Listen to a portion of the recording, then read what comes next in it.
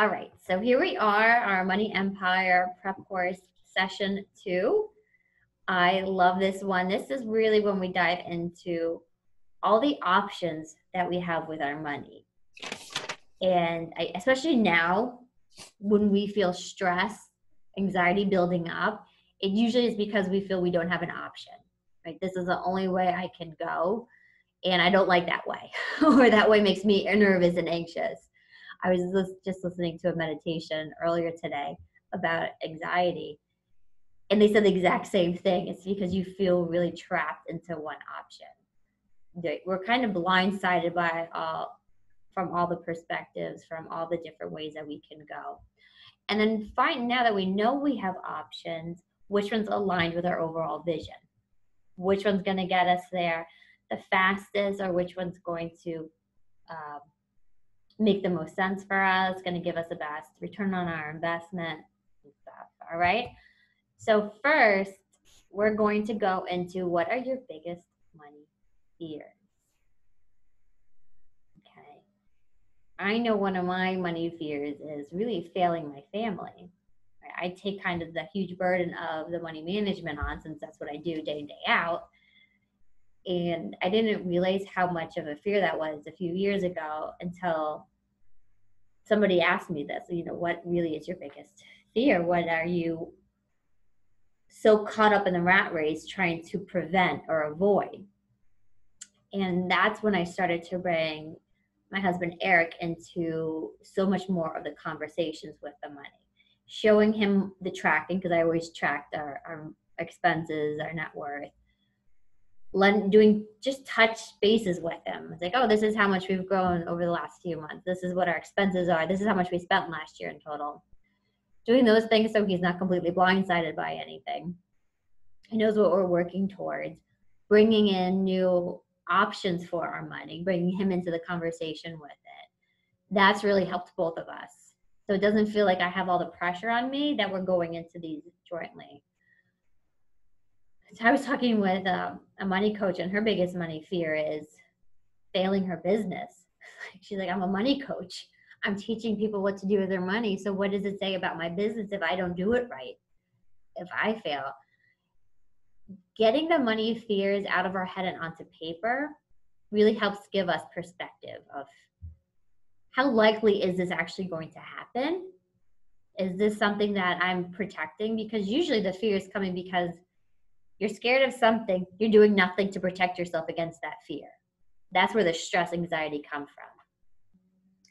So I'm going to give you guys a few minutes to write down your biggest money fears, whether on the personal side, work front, family, maybe future.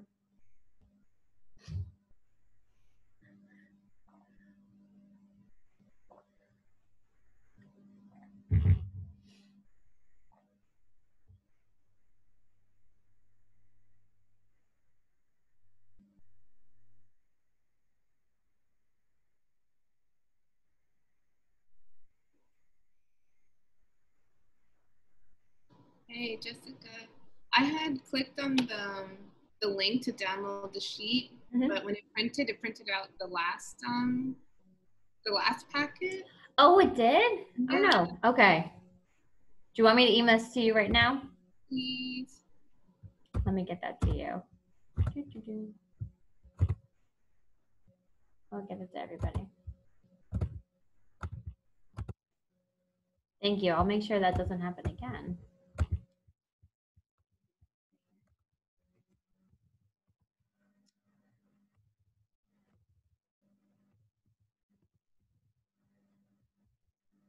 No. Oop.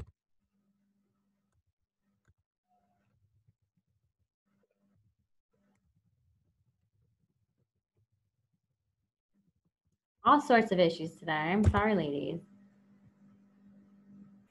Make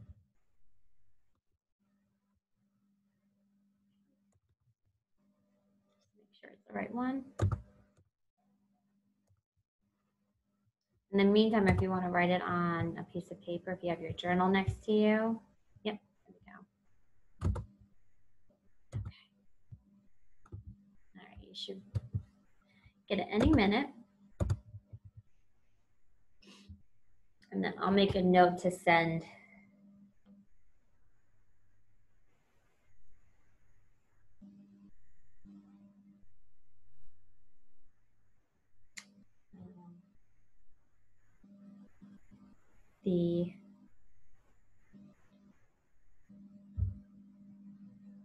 those worksheets.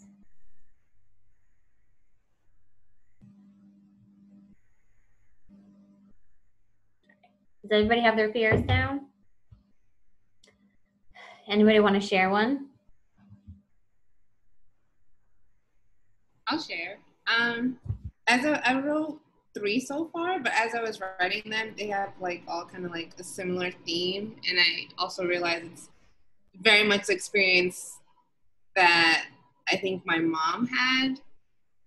So I think my fears are linked to like watching her struggle with money and really not wanting to have that experience. So I have like feeling stuck, like forever paying back debt, living paycheck to paycheck, and like struggling to provide for my family, not having options. Mm-hmm. Yeah, from what you experienced growing up. Yeah, that makes sense. It's what you're used to. You know, and I had a conversation with Dawn, who was in our retirement club, and she had the same fears. Like, she grew up not a lot of money. She's financially taking care of her mom, as well as trying to save for her own retirement, and because that's how she grew up. That's a fear of hers as well. So I know what you mean. What about you, Karan? I share similar fears. Not to have enough money to pay for my bills. Like, what if, God forbid, my business failed, and I mean, right now the major income is my husband, but we're trying to shift that so he can actually come and work for me. Mm-hmm. So it's been scary just thinking, oh my gosh, we're gonna depend on the business. So that's one of the fears, and also like getting to credit card debt. I like super scared of credit cards because it's a huge temptation. Yes, sure. And it's easy to just swipe the card and have that feeling that you bought something or you got something, a trip, something expensive I'm talking about. So that it's a fear, like we're doing we're paying our things with a JetBlue card because we want the points. So I make sure I'm obsessed with that card because like I make sure that I pay every time because I don't want them to charge me. Yeah, I need so extra. It's become my obsession. Just making sure that we don't overspend. Mm-hmm. Because it's easy money to spend, and being after my husband, like just make sure I'm putting limits and the whole thing, but that is stressing me out. So I think that fear of getting to credit card debt is there. And here's the thing about fears. They're there to keep us in check on one side, right? Mm-hmm. But we also don't want them running our lives, having that constant stress. So there's no way to get rid of them. No matter what money mindset coach you talk to, there's no way to get rid of them. But we don't want them paralyzing us in the same way. So finding a way to work with them. So one thing you can do, and this is what I do, whenever I have a fear that creeps up, an insecurity that creeps up, because sometimes they come out as an insecurity, I start to think of all the things that I'm doing to protect against that fear. Right? You guys are here and doing this. You're saving money. You're tracking your expenses. You're paying off your credit cards each month. Or maybe you have a system. Here's Denise. Maybe you have a system to make sure your credit cards are paid off. You look at them every month you schedule on your calendar so you know you're not going to miss something. Okay. So writing down everything that you're doing to address the fears helps. You also can look at how much does this fear hold water? Okay. Is this a reality or is this just a thing that's in my mind? Hello, Denise. Hi, everyone. Wilda and Karam. All right, we are talking about money fears. Okay. And I was just explaining how they're always are going to be there. It's just making sure they don't take over our lives, paralyze us from doing the things that we want to do. So when we go through the fears, we look at how much do they hold water? Is this truth or is this a perception of mine? Okay. This is actually just remembering, I wrote a blog post for the fall about this. I always had this concept in my mind, this huge fear that I can't work and be a good mom. And I was like, where does this come from? And then I'm thinking back to my childhood, and my mom would always say her mom's view of success was a career, and my mom's view of success was being a good mom. Okay. So I took that in as you can't do both. So I realized that that's not reality. That was perception. So when you think of these fears, how much of it is reality? How much is it a perception or something from the past? It doesn't mean that's going to be your truth. Okay. Then going through the fears, okay, well, could this be a reality? Well, then how many things am I doing? What activities am I doing to make sure that fear doesn't become reality? What actions am I taking to make sure it's not becoming a reality? So if your fear is running out of money, I have one client, she's retired, and her husband every day before work, and I might share this with you, he tells her we're going to run out of money. He's still working, she's retired, and every day she sits on the couch and does nothing because every day her husband tells her we're going to run out of money. That's his perception. Her perception is they're not going to run out of money. And then the truth is somewhere in between. So understanding what the fears are, do they hold water? What are you actively doing to make sure that fear doesn't happen? Can really help put it in perspective. Okay, because we don't want them to paralyze us sitting on the couch in retirement, not spending any money because we're terrified of not having enough money. I know a big fear for women in retirement is we're so trained, right? Our perception in our society is I need a paycheck in order to survive. It's a means to an end. I need a paycheck to pay my roof. I need a paycheck to put food on my table. Then you come into retirement and there's no more paycheck. And it's a very, very scary thing. It feels like the floor just dropped out from under you. So we recreate a paycheck, and the goal is to get educated, to understand how it's going to work, to make sure you understand you won't run out of money if it's done properly. Okay. But these fears, if we don't get to them now, when you get to retirement, they're going to be so much worse because you don't have that paycheck, that steady income coming in. So that's why I bring it up now, and I bring it up to my retirement club women, because we got to address them now. We got to keep them in check now. Otherwise, they're going to get multiplied, amplified, they're just going to get immense when we don't have that security of an income coming in, that paycheck anymore. So for each fear, I want you to write down how many options or solutions you can to kind of manage that fear, neutralize it, put it at bay. Okay. So if your fear is credit card debt, right? Krem was saying that one of your options could be one option is to never use credit cards. So it's kind of like a divorce mediator, right? You list all your options possible, whether they're good or bad. You list all the options. Then we're going to try to figure out which option to go with. Okay, what's going to be in alignment with your overall vision. So again, if your fear is credit card debt, maybe an option is to never use a credit card.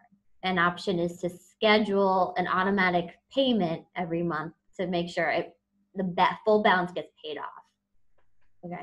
Maybe the option is to just schedule in your calendar a day of the month or twice a month to pay off the balance. An option could be to have an accountability buddy to make sure that you don't overspend. So just kind of think of all the different ways and solutions. And then we're going to figure out what's going to be the best one for you. All right. Some of the other fears we were talking about is, was it living paycheck to paycheck, running out of money? Those, yeah. What about Denise? What's a fear that you think of that you come back to? A fear is having large medical bills and not being able to pay them. Mm-hmm. Okay. Thank you. So an option could be to get very educated on health insurance, long-term care insurance. An option could be to set up a savings account for future medical bills. for Mhm. expenses. That's something Wilson, you and I were kind of talking about too. Having a bucket for medical expenses. An option could be to get a certain insurance policy, like long-term care policy, look at it, or just setting aside some of the retirement money for it Mhm. to budget it into your overall expenses for retirement Mhm. too. You know, what if we have an extra 5 to 10,000 a year in medical expenses? Mhm. How does that affect our plan? And that's something we'll talk about one-on-one when we do our one-on-one strategy session, is looking at that. How Okay. much will a $10,000 medical expense affect my plan? How much will a $100,000 medical expense affect my Can I share something on that one? plan? Mm-hmm. I learned the other day, and it was actually my daughter, the one that told me, and I couldn't believe, but I did it, and it worked. And my husband was rushed to the emergency room one day, and they sent the bill, you know, with all these charges, and it was a large amount, even though we have health insurance. Mhm. And then my daughter said to me, request an itemized bill to the hospital, Mhm. Very because, smart. you know, to double check. Yes. And I said, and she said to me, and I bet you money that they're gonna cut some charges. And I did that, and they actually did cut, like somehow they, you know, every time everybody goes into the room and say hi, they Yeah. charge her. Mhm. So my daughter told me, just do that, mom, and I did it. And when they sent me the whole itemized thing, there was a bunch of stuff that, you know, we weren't supposed to be charged for those. And Mhm. also they somehow they decrease the Mhm. bill. So I don't know, it's a small tip, but it worked for But it me. worked. That Okay. is very true, Karam. Thank you for sharing that. And I hope your husband's okay. Okay. It's fine, thank you. That's scary. It's scary. But it's true. Doctors have a habit of, they'll try to charge as much as they can to see how much they can get from the insurance companies. Right. And then that pushes on to you. So it's like you said, Grim, it's good to be aware of all the things. And that's a very smart tip from your daughter. That was very smart. Good job. Awesome. Okay. So do you guys have some options for your fears? Do you want me to give you a few more minutes to think about things? And then we'll bring up one each to talk about. Okay. All right. So I'll give you guys a few more minutes.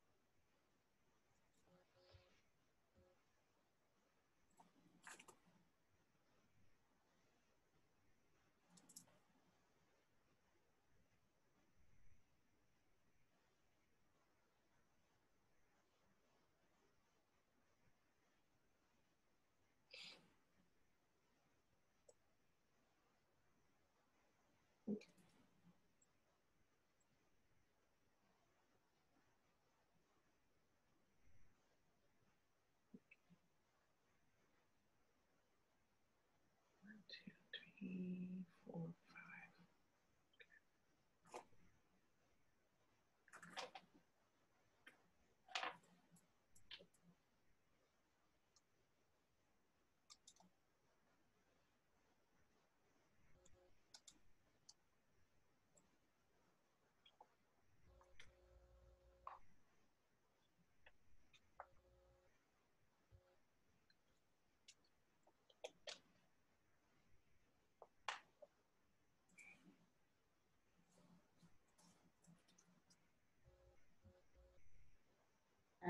you guys one more minute.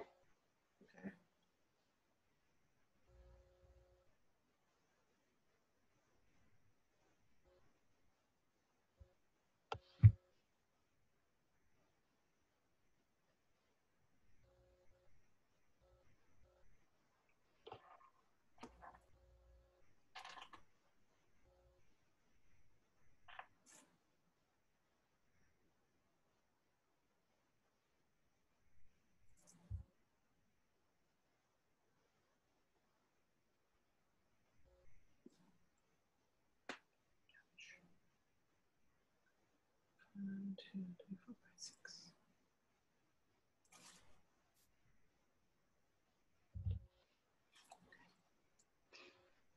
All right, who wants to go through one of their one of their fears? I think I gave you guys, yeah, I gave you 2 different worksheets. I should have said that to you. 2 different worksheets for this, since we had multiple fears, so you can do one fear on each worksheet for it. But anyone want to go over their options and we can talk it through? We'll do a mini hot seat. I can go. All right, Denise, what is your fear that you wanted to address? A fear that I have is, well, I wrote down actually 6. One we already talked about, which is the medical bill. Mm-hmm. But the other one is running out of life insurance, so I don't leave the funeral expenses to my family. Okay, so making sure, now with that, do you want to leave an inheritance or you just want to make sure nobody has to pay out of pocket? I definitely don't want anybody to pay out of pocket because it's just so expensive. In an ideal world, would you want to leave them extra money or just enough? Extra because you just don't, I hope to live for a long time, so I don't know how much it will be about time that time comes. All right, cool. What options did you write down, Denise? I guess one, just double checking the current life insurance and see what are those options already in there, because I did that 2 years ago where I changed my life insurance, or just starting putting money aside somewhere and just don't touch it and let it accumulate. Okay, so separate bucket. Yep, both good options. Mm-hmm. There actually is, and I was thinking of you for this, Denise. I was going to bring it up in the next call. Okay. There is it's a life insurance product where you kind of overfund it. So you put extra money into it, and then it basically becomes a tax-free pension in retirement. But the death benefit's always there. So it becomes a savings vehicle with life insurance. It grows for you until retirement, and you're kind of at that optimal age where you would want to do it now. And ideas I was thinking of your bonus money. If you take a piece of that bonus money, put it in here to fund, you do that each year over the next 5-10 years. So you have the insurance, so it's taking care of that fear, making sure money is left to somebody and your funeral's covered. But then it also is a forced savings for retirement. And you get to take almost a loan from that money that's tax-free. Because you're lending yourself money from your own policy. So I know that we're going into a lot of detail there. So there are ways to combine different fears of running out of money in retirement, or maybe paying too much in taxes in retirement, right? Along with the fear of leaving money to your family, making sure you're not leaving a financial burden to them. Right. That might probably is the best way to explain that, right? And then maybe some extra money too. Is it a good idea to because our family is in one cemetery, so is it an idea to start paying on that plot, or would that help some of that fear? You can pay for everything if you want to. I know women who they planned out their party. They paid for it, or they paid the funeral home, or they paid a chunk of it, And then kind of with your will, you have it all laid out. This is the music, this is where the food's coming from, this is who set it all up for me. They coordinated everything. You can pay for the casket, the tombstone, all those things too. So that's another way. Okay. Yep. So prepay things. Okay. Got it.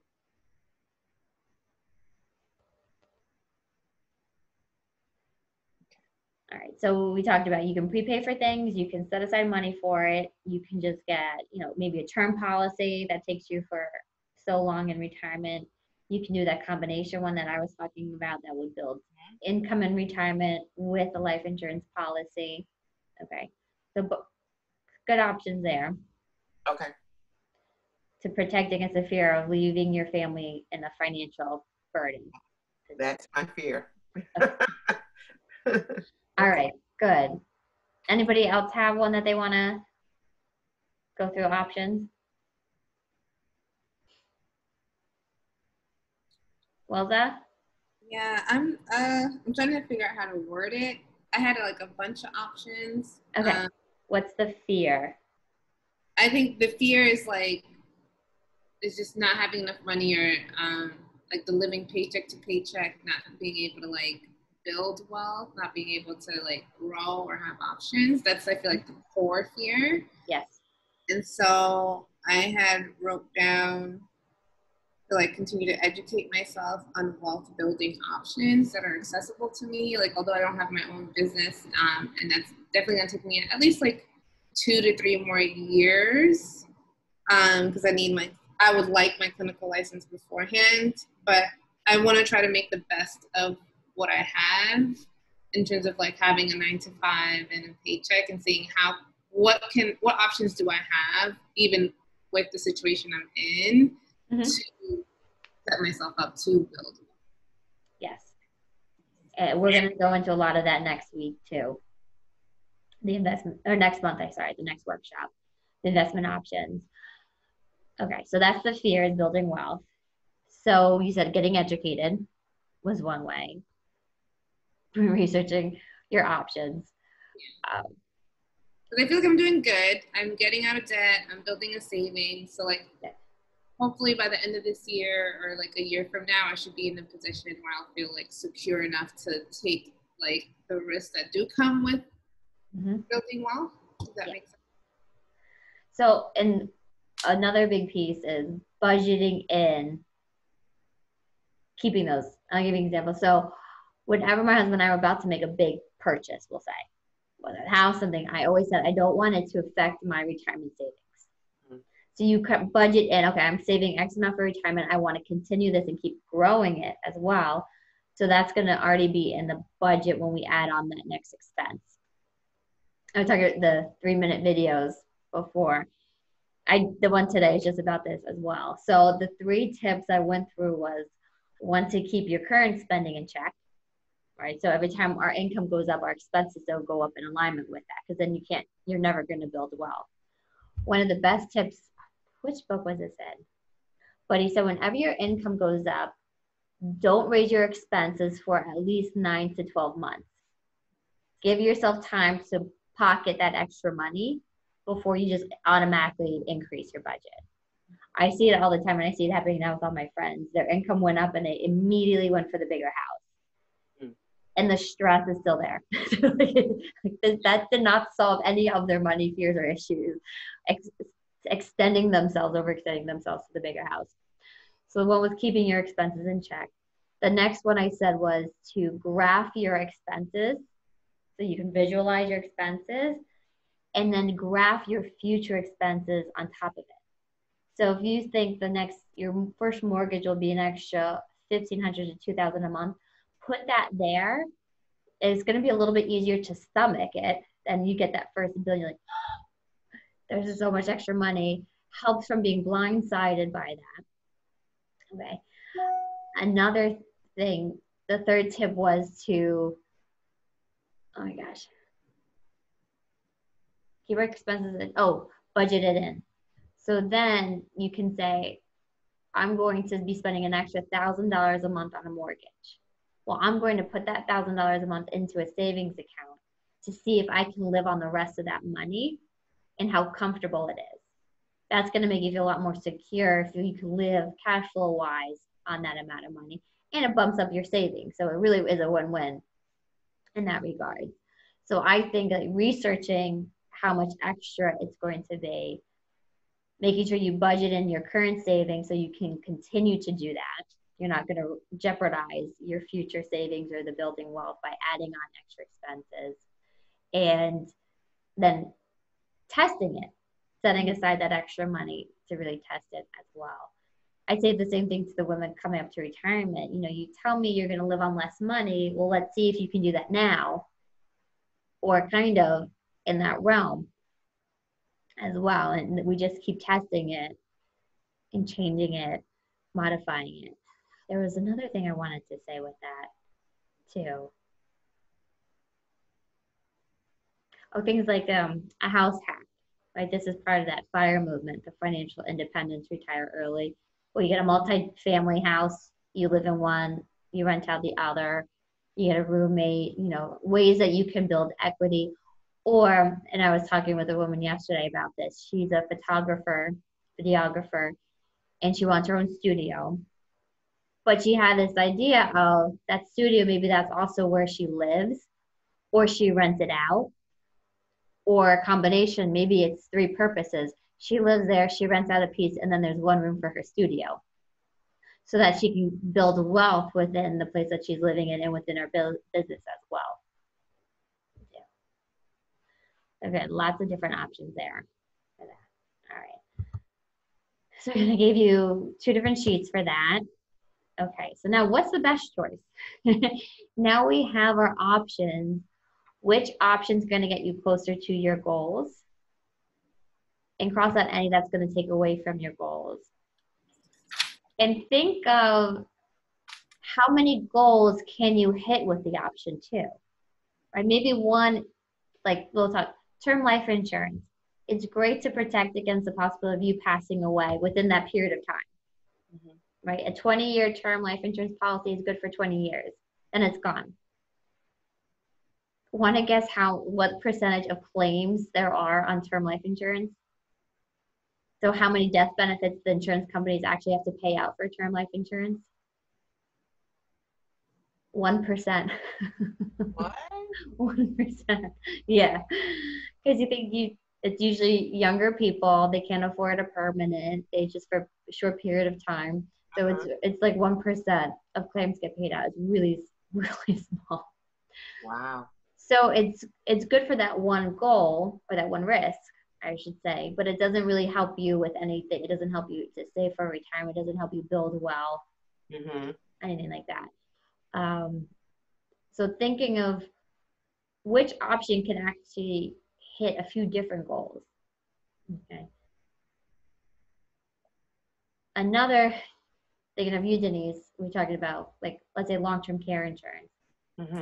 That's great for that one goal if you need a nursing home, but it might affect your other goals negatively because it costs too much money. It's cost prohibitive. So it's pulling away from that. Maybe it could add debt because you don't have enough money to fund it. Trying to think of what else.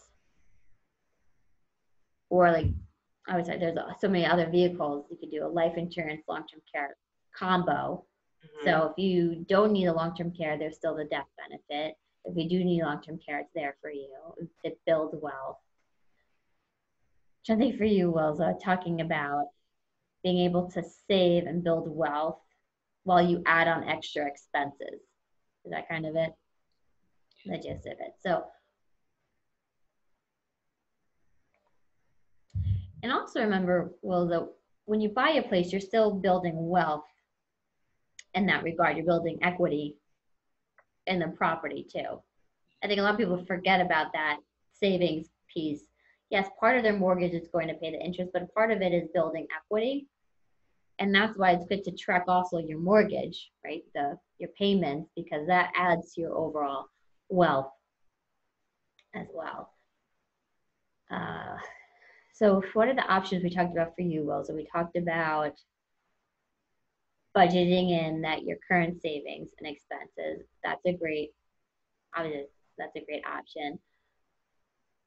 Also seeing if you can live off of 1,000 less in your overall cash flow. And if you can't, where are you going to make up that extra money? Right? Their side hustle, you need a new job, because that helps put that in perspective. This is the life I want. I can't afford it on this salary, and I'm bare bones on my expenses. Well, then maybe there does need to be a shift where you're working versus your future job. And then that can help you get more focus on where to look for your future income. What kind of job? Is it your own business? Is it a corporation? What type of industry? What are other jobs in the industry going for? Get research on that stuff, okay? Something I think I realized like while in this program already, and I wrote it down like 3 times. There you go. In the way of like my savings potential. And then I think it was like we had the bonus call with Stephanie, yes. Is the debt I'm in, like the current credit card debt I accumulated like in between grad school and having the job I have now. Yeah.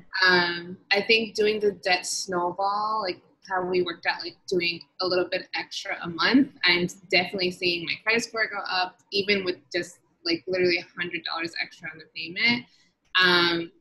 So I'm wondering, or I'm feeling that like once I meet like a certain amount of my savings goal, where I feel like secure and like, okay, like this is, if anything happens, God forbid, like I have 1 to 2 months where like I'll be all right. Mm-hmm. I'm feeling like maybe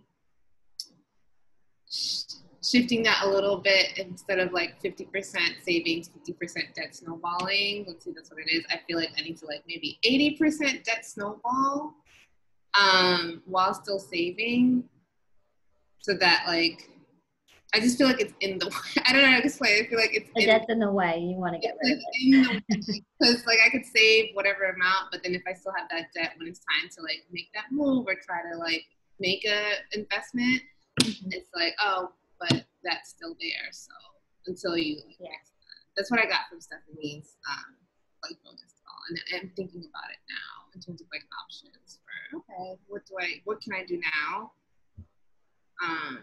to like open up some more room. Good. So now let's get a bit of timeline, right? Now we know this is when I'm going to start looking for a house, and then you can play with that snowball. How much extra should you put in to hit that, to get it paid off by that deadline, or a certain amount by that deadline, right? So that's, Denise and I were doing that exact same thing. We were trying to get our house paid off by retirement.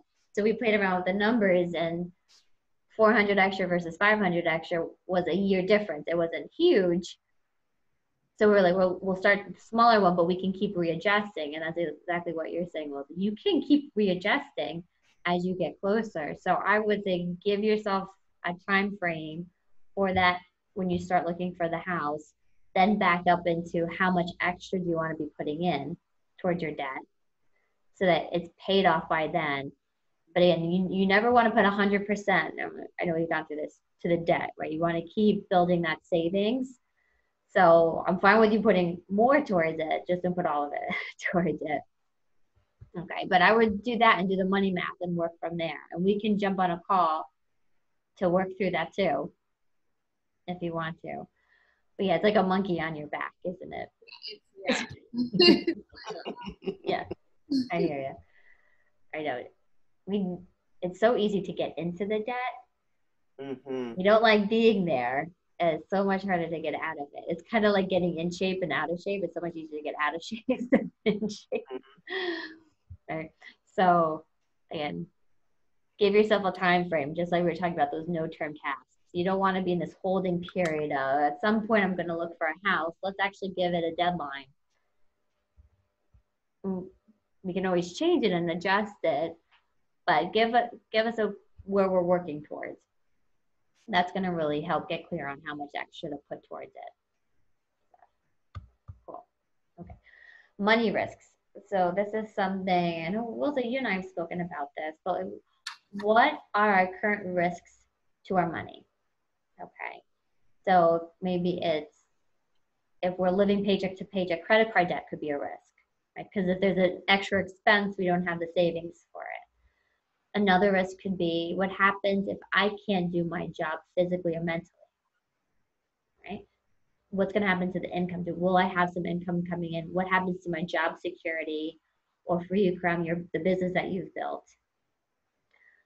Another risk could be, it's similar to what Denise was talking about, health risks. So a health risk could be your income, losing your income, the expenses with it, as Karam just went through. It could affect your savings, right? Because you're not able to add to savings, and now you're actually taking money out of savings for it. It could be a huge bleed on retirement funds if a health thing happens in retirement. Now you need long-term care. You need to go into nursing home, assisted living facility. A risk to your money could be living too long. I was speaking at a church, what was that, a year or two ago, and at the end of the speaking engagement, this woman comes up to me and she goes, my financial advisor told me I have enough money to live till I'm 86, and I'm 83. Oh, Lord. Well, you can't plan to live till 86 because, my grandmother lived to 98 and her sister was 100.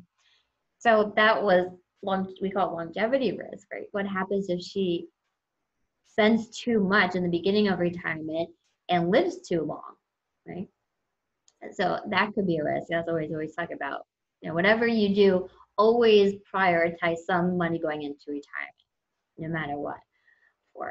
Another risk could be passing away. And as Denise, you said, you don't want to leave a financial burden on your family. Okay. So think through, what are your money risks? And they could be present, current ones, right? If I'm hurt and I can't do my job, that's a current risk. What happens to the income? Future risk would be more like, in retirement, I need a nursing home care, or I outlive my money. That would be a future risk. So think about what's current and what's future. And then we're going to go into a checklist of ways that we can address these risks. Okay. I'm trying to think of what other risks we have. Oh, I'm driving in a car. I hit somebody with my car, and now I'm getting sued. That's a risk. We've had probably 7 or 8 clients in similar lawsuits. And lawsuits are not cheap. So we'll talk about that too in the next sheet. Another risk. Your basement gets flooded, right? How are you going to pay for it? Or your car gets totaled. How are you going to pay for it? Your furnace goes. Those type of risks happen.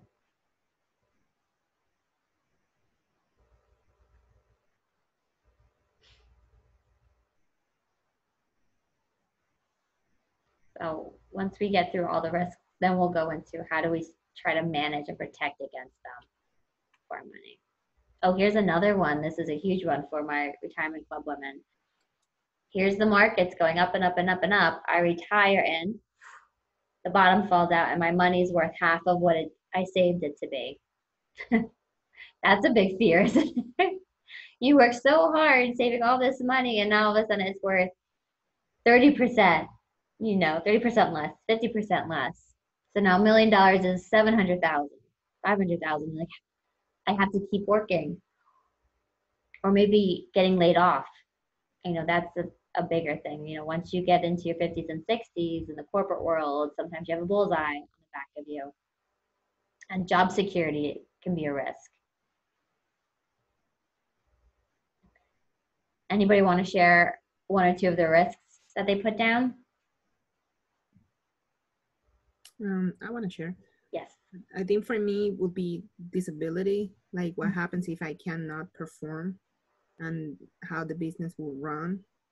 And for that, I kind of have tackled one part. Like, I think there's two solutions for that. Mm-hmm. One is disability insurance on my personal level. Yes. And then the other one is having someone in the business that can do the same things as I do. Yes, because you want to protect against your income, and then you also want to protect your business staying afloat. Correct. So it's a combination of both probably. So that's something, and put on that last sheet from a call with me, and we'll go through that. Okay. What disability will look like, because that's something we can help you with to get more educated on. Okay. Okay. So make sure you put that on your list, but it's especially because Denise said, well, you work for the school district corporation, so they pay for your disability, but when you're on your own, you have to recreate that whole structure, right? The disability, a life insurance, retirement plan. That's why it's so easy to get stuck in the corporate world, because they have all this set up for you. When you're on your own, we have to recreate it. All right, good. Is there another one that you wanted to bring up? I guess the unexpected expenses. Mm-hmm. You know, making sure. I mean, one Sunday night, our boiler broke. Oh, geez. And we had to call PSE&G, and it was scary. I mean, thank goodness that we could take care of that the next day. But then what if it's something that we cannot really, like that's scary. So the cost of it? Yes. Okay. All right, good. So yeah, my one friend, my money coach, she calls it Lisa. Well, so we used to work with Lisa, the oh shit account. Oh shit. Kind of like, oh crap, this happened. Where am I getting the money from? But, and then also the fire movement, they call it the FU money. Theirs is more for, you keep building up this account so that when you want to leave your job, you have the funds to carry you until you find your next purpose or passion. They call it like the FU money. You finally get to tell your boss, F you, I'm going to do something else. Same concept, but yeah, building up a reserve account to help address with those big expenses. So then you don't have to go to credit cards. You don't have to dip into retirement accounts or take more money, equity out of your house to pay for them. Okay. All right, good. And then also making sure you have enough insurance, like car, home, umbrella, which we'll talk about too, so that insurance will help protect against it as well. If it's I learned about umbrella insurance in the bad way after the fact. Yes. Oh, yeah. Okay. We had a couple and we talked to them about umbrella insurance. It's on the next sheet. But it basically covers you whether there's an accident in your home or auto. After the home or auto insurance pays their piece of it, the umbrella goes above and beyond, and then they'll pay for the rest of it up to a limit. So this couple, we talked to them about it. He had the application for it on his desk when his wife got into a car accident. She blacked out, no idea what happened, but now they're getting sued for about $1 million. And he had the application that would have covered that expense on his desk. Doesn't matter because it wasn't filled out or signed and submitted with the premium. So yeah, we don't want that to happen. We want to stay on top of it. And that's why we talk about the money risks, right? Going into them. Okay. So here is a prep sheet. And this is what I would suggest everyone doing. And they said to pop off for work. I would go through these, right? Kind of check off what you have, the amount of coverage. Then you can go down through the risks again. We can see which one's going to align with which risk. Then let's jump on a call, a one-on-one call, to talk through, like you said, from the disability, right? Maybe your husband has some through his current job. You can put that down. You might need some. So just go through, check off anything that you have, the amount of coverage, any details you have on it. Bring it to the call. We'll do a Zoom so I can see it too, and we'll go through, okay, which ones do we need to prioritize, build into our budget to fund, to get right away, or to work towards getting. Okay. So life insurance, right? You pass away, money goes to your heirs. Denise and Wildy, you probably have something with work. It was 1-time salary, 2-time salary, something. From your husband might have something through work. Okay.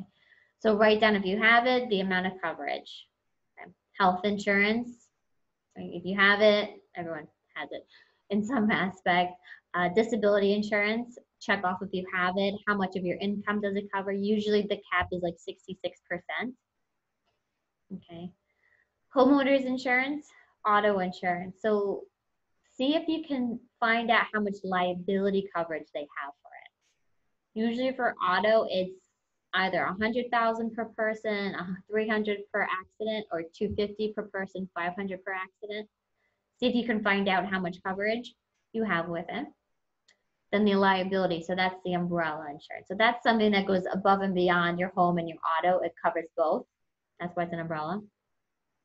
You can get it for $1 million, $2 million, $3 million of coverage. The will, so this would be for when you buy your house. That's when you would want to add this on once you hit once your assets get to a certain level. Because you don't want them dipping into your assets. You don't want them putting a lien on your wages because of an accident that could have been a freak accident. Completely freak accident. Then long-term care insurance. So this would be when we're talking with Denise about her fear of the medical future expenses. So long-term care insurance, think of it this way. Disability insurance protects against your biggest asset while you're working, your ability to earn an income. That's usually everyone's greatest asset until they get their assets to a certain level. So protects against that risk. So if you never get disabled, you never have a claim on it. It was just there to protect against it. Same thing with long-term care insurance. Okay. Same thing with long-term care insurance. It's there to protect against your biggest asset in retirement, your retirement assets, right? So if you go into a nursing home, assisted living facility, it'll pay out a certain amount of money each day to help fund that nursing home, because nursing homes in our area are $10,000 to $15,000 a month. They're insane. So usually people can't afford that with their own assets, so they'll use some sort of long-term care insurance for it. So Denise, I don't know if you're here for it, but I'm telling all of you to go through this sheet. Okay. Fill in the amount of life insurance, health, disability, home, auto, liability, long-term care. And then we'll use this for our next 15-minute call to talk through all of these ones to make sure we have enough to cover the risks that we just went over. Okay. And we'll see, do we need to prioritize any of them? Do we need to budget for them? I know one woman, Dawn, she can't afford the disability yet, even though she knows it's a huge concern. So that's something, it's like in our 1-year plan to keep working towards, to have that extra money. Okay. So then we can align it, what you currently have, what are your risks? Are there any gaps that we need to then fill in? Okay. That makes sense to everybody? Do you think that'll be helpful? Mm-hmm. This is perfect for our next one-on-one call. Whether we do it this month or for August. All right, I'll give you guys a few minutes to finish this.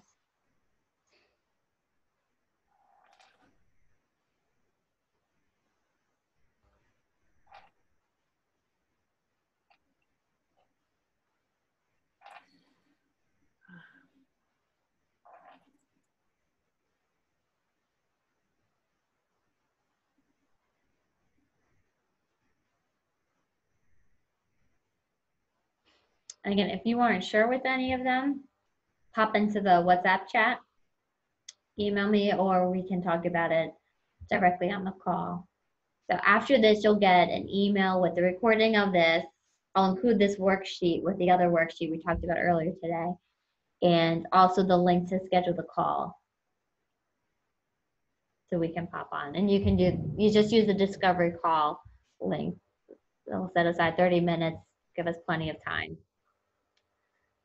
Okay, cool. So we're on to our last page. We went through fast, but I have plenty of time if anybody wants to talk more about any of the pieces or go through any questions. So now we're going to go through what are going to be our 4 to 5 action steps for this month until our next session in August. So if we can tackle one a week, it'll be really good, right? If you tackle one a week over the 12-week period, that's 12 things that you've done to focus your money and prioritize it. So your takeaway could be to fill out the sheet before it and schedule a call with me. It could be, what were some of the, I'm trying to think of all the things we talked about today. About risks. Right? Yeah, all the risks. Right. Mm-hmm. Oh, Wilza, we were talking about the snowball, right? That could be one of your things to play around with the numbers, or we can do that on our one-on-one call as well. Okay. Karam, for you, it could be to set up that emergency account for those unexpected expenses, the FU account, or the oh shit account, however you want to title it. You can set that up for it. Okay. I would definitely say put one of them to be a call with me to connect, touch base. Let's go into the chat. What are the other things that you ladies been working on?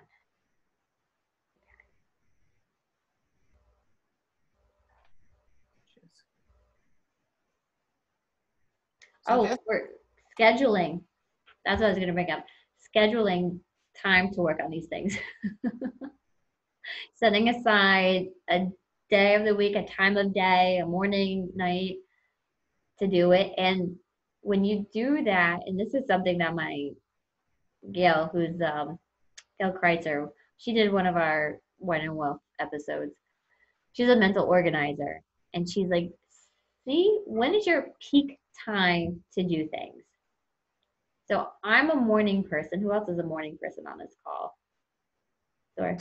So you should do your more tedious things in the morning and the things that don't take so much. Like I do a lot of my more creative stuff in the afternoon. So I'd rather do calls in the morning when I have the most energy. Then I kind of have a lull right around now until 3 o'clock. So then I dip down. So that's when I do more of my creative business building stuff that doesn't take so much energy being face to face or now on Zooms and calls with clients and prospects. And then I can do like a 5 p.m. beyond. I get my energy back. So it's either I'm with my kids or then I'll have more calls. Usually on Tuesdays, I do my late ones. So keep that in mind when you schedule when to do these money-making activities. Do you need a lot of energy for them? Then you should schedule them earlier in the day. Are you a night owl? Like when everything's done? I think a lot of us were sick of the computer by nighttime. Mm. So nighttime's usually the worst time to do this stuff because of all the research and things. Okay, so understand when your peak performance, your peak energy to do it. And Denise, I don't think you were on the call yet, but I started putting together 3 money-making activities in 3 minutes. Okay. So it's going to be 3-minute videos with 3 different money-making tips. So I'm going to start putting them into the chat. So it's just very quick tips, give you ideas, different incentives that really complements what we're doing with this work. Okay. So same type of thing. If you can just make it a way of life, these money-making activities, they just integrate into your lifestyle. That's exactly what we're going for, making daily tasks, just making them more money-making focused with it. All right. Does everybody have your takeaways? What your next steps are for the next few weeks? I can't believe it's mid-July. Already. It's past mid-July. And I'm thinking next one's the end of August. Crazy. I think it's because nobody's done anything. It's not like we look back and we had that great trip, right? that big party. It's just been a lot of not much. You're right. And then I'll also share this is all the worksheets so that if you want to, you can keep this sheet on the top of your desk somewhere, so you know what are your top goals, what is success to you to help you stay focused, and then you can plan out each day what that money making action is going to be. You know, maybe like Monday mornings, I always go through my expenses from the week before and the weekend. I do my social media stuff on Monday. You know, Tuesdays is my late one for client calls. So that's helped me, and it helped me keep myself stabilized and pace myself instead of trying to do so much on Mondays and then I'm done for the week. The same thing with you. See if you can just pace yourself through the week. And maybe one day is focus on business, one day you're focusing on retirement, one day you're focusing on personal side of things. You know, just different ideas to do. So I'll send both of these out with the recording and the link for the call. All right. Does anybody want to go back through anything we talked about today? Or do you feel pretty good with what we went through? I have a question, and it's because my computer froze that I had to log back in. Oh no! So we need to actually start talking about how do I need to get a new one, right? Because it's so old, but because on my work computer I can't use Zoom, I have the old computer, which my husband said this is an Apple that's been since 2005, so you know it's old, right? Yes. So we need to start talking about how can I buy a new computer. So for the protection planning, you want us just to look at those different things to see how much we're covered, not what with the monthly payment, right? You just want to see how much it covers. Exactly. Yes. How much coverage you have right now. Okay. Mm-hmm. Right now. Okay. Got it. And then we'll go through together. We'll use it. Will basically be an assessment we do. Okay. You currently have, what are your risks? Where are the gaps or that we need to focus on? Okay. Some stuff you might be fine doing. Right. Really covered. And then some things we might need to add more, get something new and everything. But this is a really good prep sheet. And this is also something really good to have present for family. Mm-hmm. So they know if you have life insurance, what are the companies, right? Mm-hmm. Where are the policies held? So it's very organized. If something were to happen to you, car accident, you're coma, pass away, they know exactly where everything is. Okay. Instead of them playing a scavenger hunt through your mail and logins. Yeah. And how many times we do paperless statements, so they can't even get it in the mail. It's even harder for them to track things down. So this is a good thing to have and share it with your family for them to know this is what we have. This is where I'm going to keep it, whether it's a safe with your estate documents. Right. That type of stuff. Okay. And what's the liability insurance? What is that? That is called an umbrella policy. Oh, okay. So you have a certain amount of liability coverage with your car insurance, your auto insurance. So if you get into an accident, they'll cover a certain amount. Usually it's like $300,000 to $500,000. Same thing with your house. If somebody were to fall in your house, this happened to my husband's aunt. She fell in my in-laws' house, popped her shoulder out of its socket. She was out of work, then she got laid off. So she sued them. They had medical coverage in their umbrella policy to help her pay for the surgery and her rehab and some extra bills and stuff. So let's say somebody falls in your house, your home will cover a certain amount of the liability. An umbrella goes over your home and your house. It's your home and your house. Your home and your auto. It goes over both. Oh, okay. So if you get into an accident, we have a client, his son got into an accident. So this is especially important if you have children on your auto insurance coverage, because they're out driving, and I know they think that they're the best drivers in the world, because I thought that when I was 17, but I was not. But they're out driving and they could get hit and they could get sued. They could hit somebody. It could be a freak accident. They get sued for $1 million. So what happens is the auto insurance will cover a certain amount of that. Maybe it's $500,000. You're on the hook for the rest of it. So they can go into your house, your assets, or you can have this liability insurance that covers both. And that will pay for the remainder of it. Okay. Okay. So when you look at, let's say it's $1 million of coverage for an umbrella policy, it might be a few $100s a year. So it's not a ton of money. It's not a huge expense for a lot of protection. Okay. So think it's like if you entertain a lot, you have kids drivers. If you have parents who drive a lot, as parents get older, maybe their vision starts to go a little bit, or maybe they shouldn't be driving as much. Maybe they're not comfortable driving, but they still do it. That's a good one to look at too for the liability insurance, because they could easily get into an accident the older they get. Their reflexes aren't as quick. Stuff. So if you have parents and they're getting older, that's something to think about too. So you're the sandwich generation, right? You have to worry about your parents and your kids. Okay. Okay, good.